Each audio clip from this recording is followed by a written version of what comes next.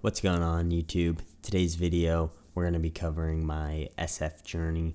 So I'm going to take you through my 21 days at SFAS and, what led to me being a 21-day non-select. Let's go check it out.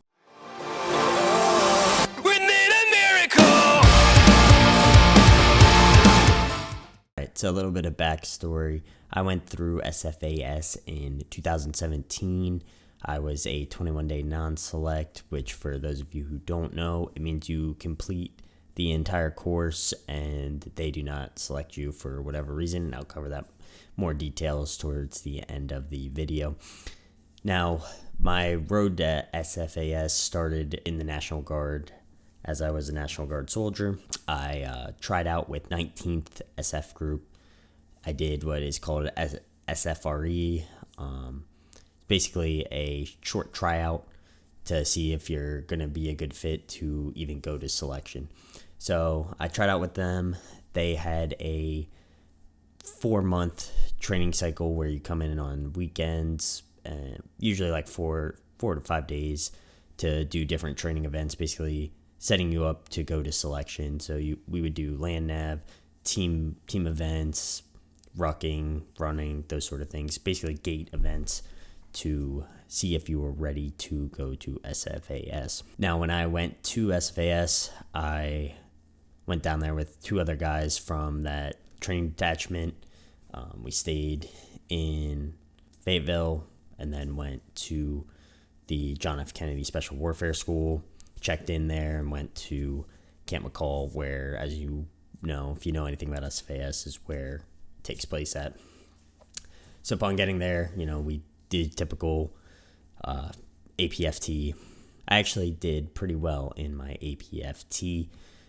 I maxed my run. I believe it was 12. I ran like a 12:30 or something like that.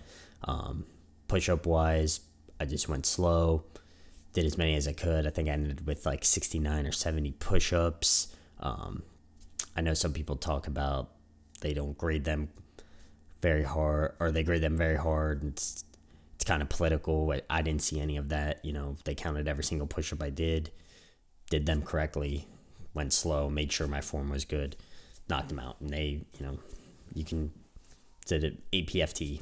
You either pass it or you don't. So, yeah. So I did, I think, 70 push-ups. Sit-ups I maxed out at 81 or 82. And then, like I said, I did basically 12:30, 2 miles. So I would say on the APFT, I was probably in the top, 25% of my class. Not everybody, was maxing.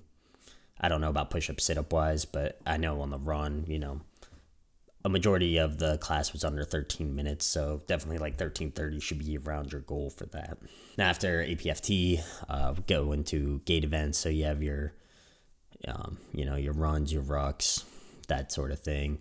That week was no problem. We did the Nasty Nick full course.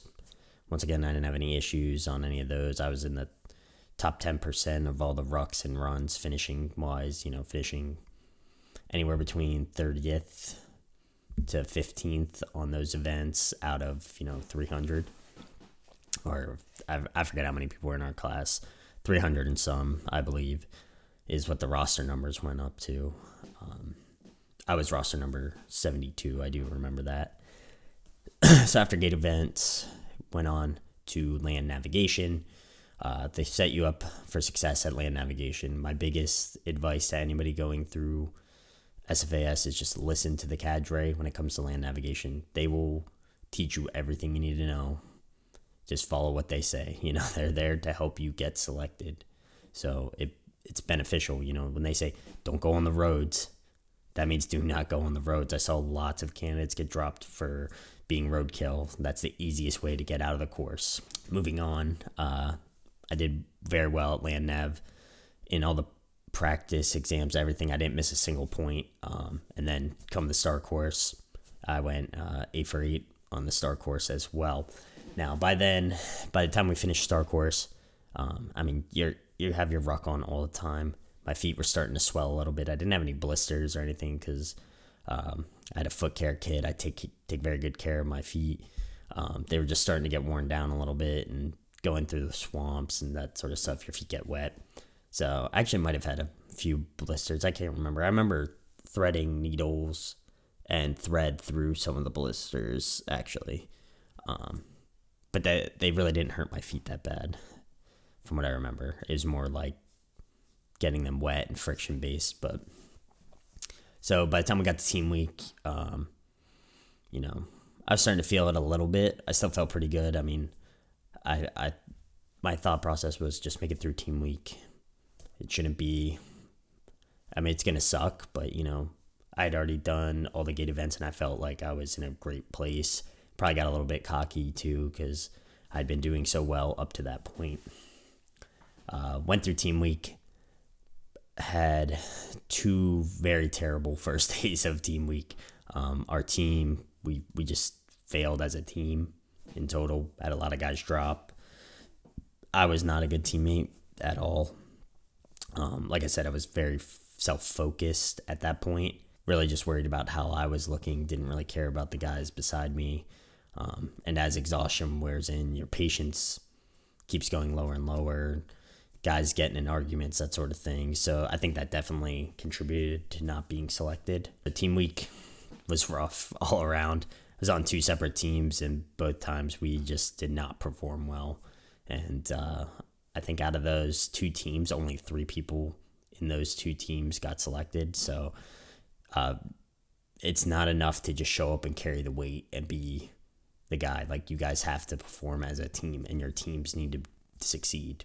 Like, when they say this is the mission, and the time, you have to pass those missions. That is imperative. So that's something I wish I would have, been a little bit more self-aware of. Reflecting, you realize, you made mistakes along the way. And whenever people tell you they just weren't selected for whatever reason, that's just plain not true. They will tell you that we're not going to tell you why you weren't selected, but you need to self-reflect, that sort of thing. That's what they told me. Every class is different, but that's what they told me. And after self-reflecting, you know when you mess up, and when you do things wrong. So, you're not ever going to be a perfect candidate, but it's important to, be the candidate and be somebody that they want to replace themselves on a team with, or could see, themselves being replaced with on a team. So that's the biggest takeaway, and just really focus on the team, being team-centric first, and go out of your way to help people, not just to get selected, but just in general in life.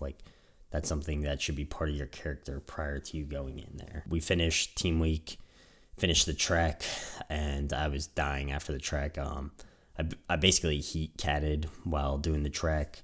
My feet were so swollen that I couldn't even fit the boots I had brought, because I had brought 2 pairs of the same exact type of boot, same size and everything. So when my feet swelled up, I couldn't even get my boots on barely. So I was just in ungodly amount of pain for the trek. It was awful. I finished, got cleaned up, and then the next day I think we had a formation, and it was the final formation. They called my roster number. I was a non-select. Gave me a memorandum, which I can put on the screen here. But yeah, basically I was a 21-day non-select. Out of the, I think 100 and some finished the course. Of the 100 and so, they selected 75. And of the 25 or so who were non-selects, I think there was only 3 or 4 of us that got return dates. The rest got, NTR, which is never to return. So they told us, if you got a return date, we want you in this program. We just don't think you're ready yet. So they said, come back and try out whenever your return date is. We want you to come back. That's why we gave you a return date. If we didn't think you were capable of, making it or being what we want, we wouldn't have, wasted our time giving you a return date. So that was a little bit encouraging, but, still a gut punch to not get selected. So anybody else out there who in the comments who want to chime in, feel free to do so. But that's just my story of being a non-select, and what I'll go into more details in other videos about different things at SFAS. But that was basically my experience. I felt pretty well trained up prior to going. I performed pretty well, but there's certain tips and tricks that I could have used, and having that knowledge now, whenever I intend on going back here shortly, I'll definitely be able to utilize those. So thanks for watching the video. If you guys have any comments or if you like this content, feel free to like and subscribe. That's going to be all for today. Dog out.